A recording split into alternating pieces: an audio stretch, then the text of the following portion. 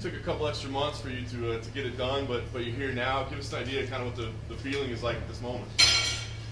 I'm chill, man. I did it. I came what I did here to do, and I'm not injured, and I'm not even really tired, so I feel good.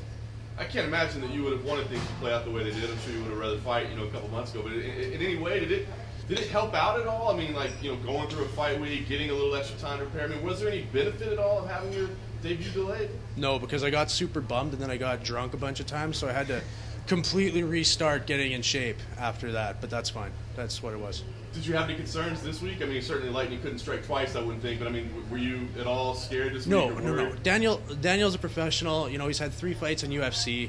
He shows up, and I knew he was going to show up. That other guy, I don't even fucking remember his name. I bet he's cut already or something, so who cares about that guy? No, Daniel's a professional. I knew he was going to fight. The fight itself, I got to ask, the leg was brutal in there. Were you seeing that? I mean, what we were seeing on TV as far as how nasty it was looking, did you think it was going to end the fight?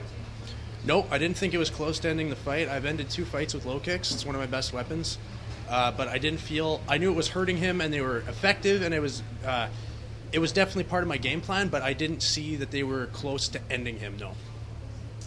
And as far as having the fight rescheduled, how did you feel in there? You look pretty comfortable, but having to restart camp because of the last fight, how did you feel in there? I felt good in there. I mean, I always feel good in there. I'm always ready.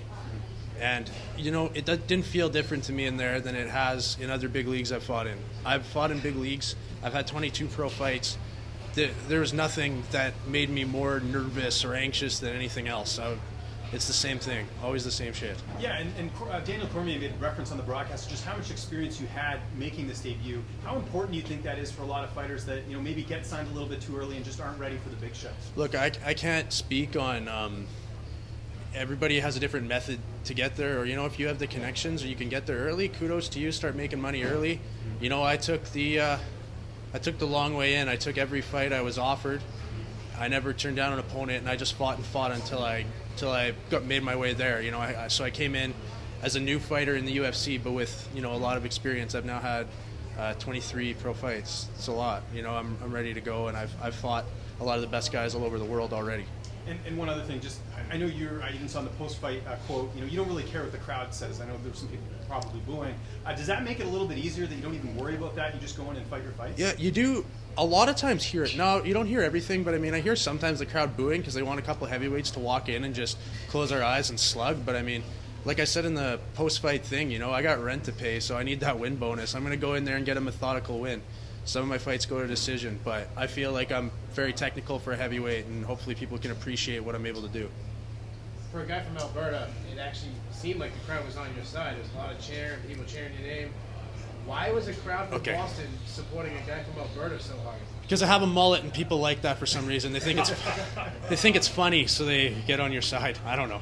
I had a few family members and friends from Alberta, but I mean, that's a very small handful, so I don't know why the crowd was on my side. I did hear people during the fight like, "Go big country!" So I mean, yeah, I've got that in every fight. Like I said, I've got that in every fight I've ever been in, probably except for the ones in Russia, unless they were just yelling it in Russian and I couldn't understand it. So I mean, I don't know. Crowd was on my side.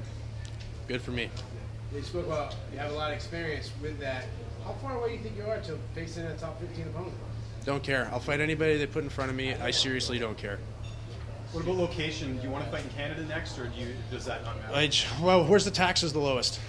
Not California. Yeah, well, not California, then anywhere else. Yeah. Do you have a time frame on when you'd like to return? End of the year? Yeah. All goes well? I'm good for December.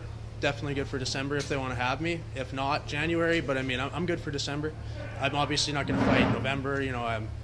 Give me a month, but yeah, December I'd be fine, or any time after that. I'm always ready. You ever need a short notice guy? I'm the guy.